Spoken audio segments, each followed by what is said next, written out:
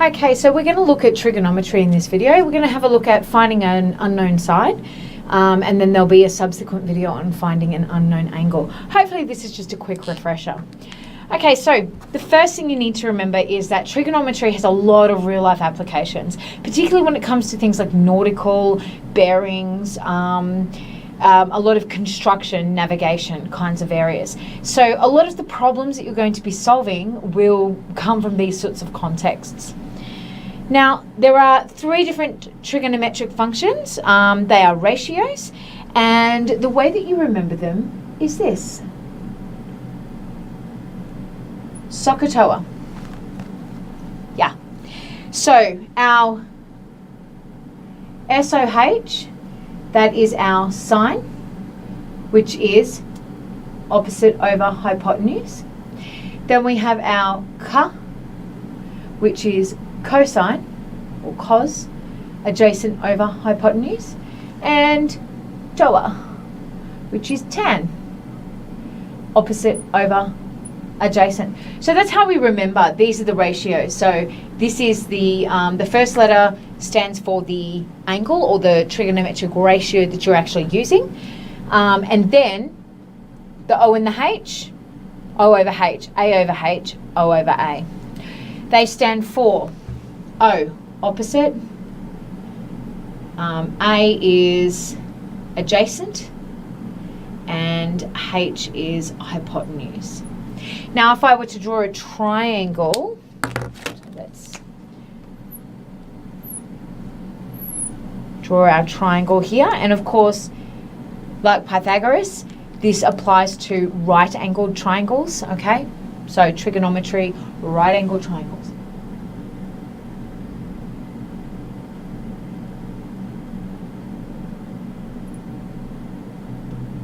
Okay, don't forget that. So, if I label my triangle A, B, and C, what I then can do is label them independently. So, oh, sorry, actually wrong side. If this is angle A, because it's the corner, then side A is on the opposite, and it's a little a. If this is angle B, my right angle, the one opposite it is a little b. And angle C, the side opposite is a little c. So that's how I can actually name my triangle, and I should always be doing that when given fluency questions. It means that I'm actually using the right ones. It is important because what the sides labelled adjacent and opposite are in relation to the angle, so it's important that you know which one is which. Okay, so what we do is, if we have an angle, so say our angle is angle A, the one that is opposite the angle, this is our opposite side. The one that is next to the angle, so this is angle A, and I've got this one and this one next to, you know, on either side that come off the angle. This one though is the hypotenuse. It's always the longer side, always. So I can actually normally label that one first. This one's opposite, so this makes this one the adjacent. Adjacent just means next to. Okay, so if I have this same triangle, A, B, and C, got my little b, my little a, my little c, and I made this C the angle, instead of it being A, then B would still be the hypotenuse, it's still the longest side. However, C would now become opposite because it is opposite the angle that I've been given. And because it's the hypotenuse, A would become adjacent because it is the one that is next to the angle. Okay, so the last thing I need you to do is I need you to check your calculator. Okay, so your calculator needs to be in degrees. Now this is so important. So it normally has a D or a DEG to indicate that it is in that mode. You can check mode or setup will probably be what's on your calculator. If you're not sure, please check with me, make sure that you know how to check and ensure that your calculator is in the right mode. If it's in radians or anything other than degrees, you won't actually get the correct answer. You'll be able to type in, but you won't get the right answer. And so you will lose K3 the whole way through. It's really important that you're able to get K3, and that's being able to use technology in order to calculate. Okay, so having your calculator in the right mode, checking class that you know how to do that, and ensure that it is. Okay, so from here, I'm just going to show you a quick fluency one, and then we'll do a word problem. So just a nice, easy fluency. Let's do a little triangle here. I'm going to call this side the unknown. I'm going to say 28-degree angle in the corner here, and I'm going to say 14 centimeters here. Okay, so basically from here I go, all right, now I can either redraw and relabel, or I can just list the information. So I can say over here, if this is my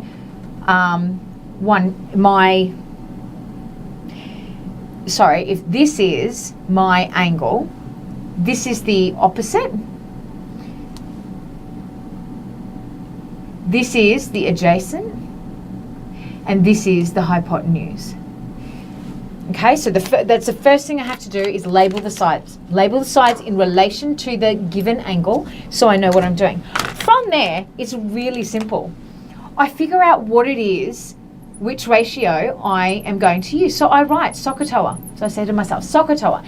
And then I use this method to determine which ratio is appropriate. Do I have an angle? Yes. So I can tick the SC and T, that's my angle. Okay, so remember it's the sine, cos and tan, this is the angle.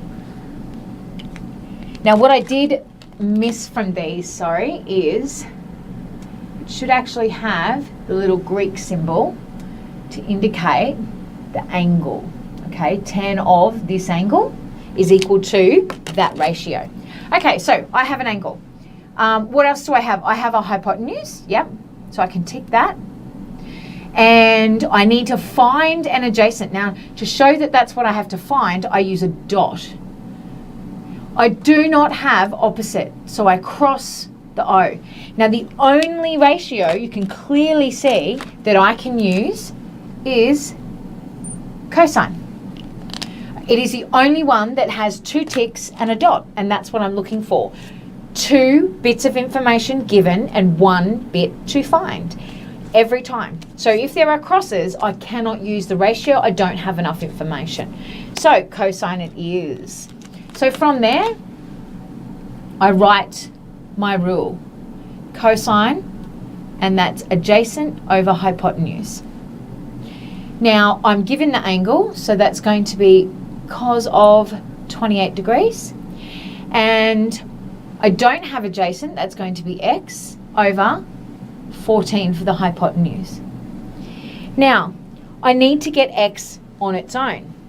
So, if I am dividing by 14, all I need to do is multiply by 14. That will get rid of this 14 and leave an x. And I will multiply, and I'll actually write it for you this time, even though you wouldn't need to writing it over the side. But we're going to multiply that by 14.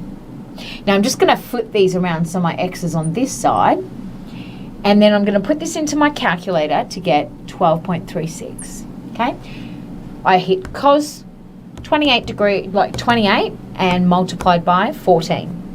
So x is going to be 12.36 centimeters. Okay, so that's an easy fluency one. Now what I want to do is I want to go through a word problem, because just like Pythagoras, in Maths A you're going to find that most of the questions you deal with aren't these easy fluency ones.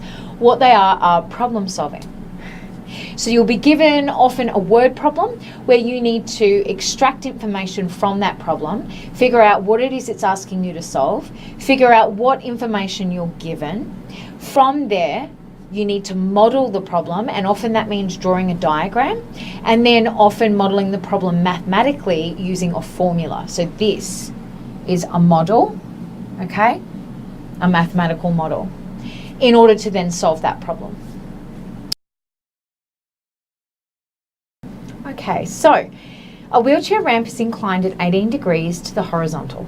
How long is the ramp if it links two levels 8.7 meters apart horizontally? So the first thing I have to do is I need to draw this. Okay, I need to get it straight in my head, and I need to think real life. So a wheelchair ramp, if I've got two levels, so I've got a level here and I've got a level here. Now I know there's my ramp. Now I know that it's inclined at 18 degrees to the horizontal. So basically incline means up, decline means down. So if I'm inclining, that means that's the horizontal, and I'm going up at an angle of 18 degrees. Okay, inclined 18 degrees. It also says, how long is the ramp? So I'm finding this side here, the length of this ramp. If it links two levels 8.7 meters apart horizontally. So if this is my first level, second level, but it says horizontally. So if I go straight down, make that a right angle triangle, straight, this distance is the horizontal distance between the two levels, 8.7. Okay, so from here I can actually work this out. I can draw myself a triangle.